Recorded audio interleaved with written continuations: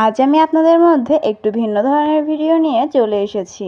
আমি সাধারণত আমার পেজে সবসময় রেসিপি ভিডিও শেয়ার করে থাকি, কিন্তু আজ ভাবলাম এই ছোট্ট মিনি ভ্লগটি আপনাদের মাঝে নিয়ে চলে আসি। এই ভিডিওটি আমাদের বাংলা ব্যাচের বিদায় অনুষ্ঠান উপলক্ষে করা হয়েছিল।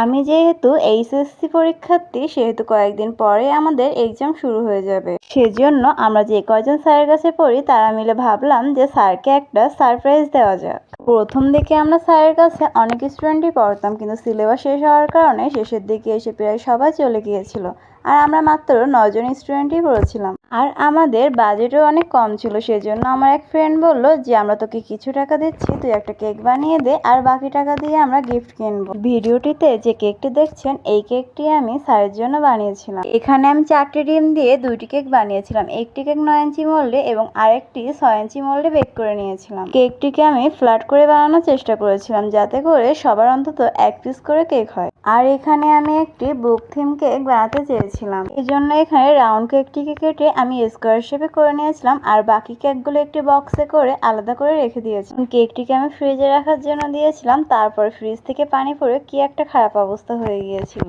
আমার কাছে আর বোর্ড ছিল না এক্সট্রা, সেজন্য আমি কি করব ভেবে পাচ্ছিলাম না। তারপরে ভাবলাম এভাবে একটু ডিজাইন করে দিই, তাহলে যদিও একটু ভালো দেখায়।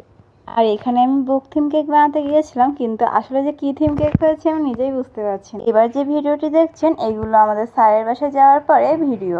এখানে আমার ফ্রেন্ডরা অনেক মজা করছিল। একটি আম নিয়ে বলছে যে আমটা রান্না অনেক মজা হয়েছে, আবার একজন বলছে যে পানিটাও নাকি অনেক মজা হয়েছে। এদিকে আমার আরেক ফ্রেন্ড বলছে যে আমি আম খাচ্ছি, তুই আমার ভিডিও কর। আমরা যে গিফটটা স্যারের জন্য কিনেছিলাম, মেন এটা স্যারের জন্য গিফট ছিল না, এটা ছিল আন্টির জন্য।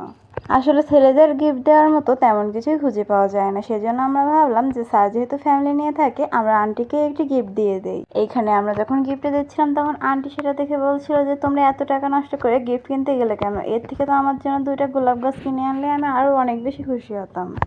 আমরা প্রথমে ভেবেছিলাম যে আমরা ডিনার সেট দেবো, কিন্তু তারপরে দোকানে যেয়ে আমাদের যখন এগুলো দেখালো, তখন আমাদের সবারই এটা অনেক পছন্দ হয়ে গিয়েছিল। আন্টি তো এই গিফটটি আনবক্সিং করে খুবই খুশি হয়ে গেছিল, বলছিল যে এর কালারটা অনেক সুন্দর। এরপরে আমরা আন্টিকে বলছিলাম যে আন্টি এগুলো সবই বের করে এর উপরে সুন্দর করে সাজিয়ে রাখেন, আমরা ভিডিও বানাবো। এখানে স্যার আন্টিকে এইগুলো সাজাতে হেল্প করেছিল। আসলে এই সেটটা অনেক বেশি সুন্দর, যে কেউ এটা দেখবে সেই পছন্দ করবে। আর আমরা সবাই মিলে যেহেতু গিফটটি কিনতে চাইনি, আর আমরা র্যাপিং করে নিয়েছিলাম, সেজন্য অনেকেই এটি আগে থেকে দেখতে পায়নি। সেজন্য আমার ফ্রেন্ডরা আবার এগুলোকে হাত দিয়ে দেখছিল যে আসলে কেমন। গিফটটা দেখে আমার ফ্রেন্ডরা অনেক পছন্দ করেছিল, এবং তার মধ্যে একজন তো বলছিল যে এটি আমি কোথা থেকে কিনেছি, সে আবার তার মায়ের জন্য নাকি এটি কিনবে। এরপর আমরা স্যারকে বলছিলাম যে এবার কেকটা কাটুন, কিন্তু স্যার প্রথমে ওটা কাটতে চাচ্ছিল না, বলছিল যে তোমরা মিলেই কাটো, আমরা কাটলে কি হয়। কিন্তু আমরা অনেক জোর করে স্যারকে দিয়ে কাটিয়েছি। এখানে আমরা স্যারের ফুল ফ্যামিলিকে বলছিলাম যে আপনারা মিলে কেকটা কাটুন আর আমরা ভিডিও করি। স্যাররা যখন কেক কাটছিল, তখন আমরা সবাই মজা করে বলছিলাম আজ স্যারের বার্থডে উপলক্ষে এই কেকটি কাটা হচ্ছে, আর আমরা সবাই স্যারকে হ্যাপি বার্থডে বলে উইশ করছিলাম। আমাদের কাছ থেকে এমন সারপ্রাইজ পেয়ে স্যার এবং আন্টি দুজনেই অনেক খুশি হয়েছিল।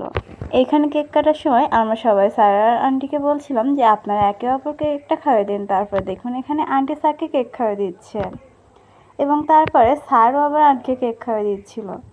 এখানে আন্টি আর স্যার অনেক লজ্জা পাচ্ছিল, তবুও আমরা স্যার ছিলামই না, আমরা বলছিলাম আপনার খাওয়াতেই হবে। সেজন্য হাজার লজ্জা পাওয়া সত্ত্বেও আমাদের কথা রাখতে স্যার আর আন্টি দুজনকে কেক খাওয়া দিচ্ছিল। এখানে স্যার কেকটি কেটে আমাদের সবার হাতে হাতে দিয়ে দিচ্ছিল, আর কেকের বাকি অংশ আমি একটি বক্সে করে নিয়ে আসছিলাম, ওখান থেকেও সবাইকে কেক দেওয়া হচ্ছিল। এদিন আন্টি আবার আমাদের জন্য অনেক রকমের নাস্তা রেডি করে রেখেছিল। প্রথমে যেই আমাদেরকে চপ, ফিরনি আর আম খেতে দিয়েছিল, আবার এখন দেখুন আমাদেরকে একটি করে আইসক্রিম দিয়ে দিয়েছিল, আর সর্বশেষে দুধ চা। আজ আমার ব্লগটি এখানে শেষ করছি। আসসালামু আলাইকুম।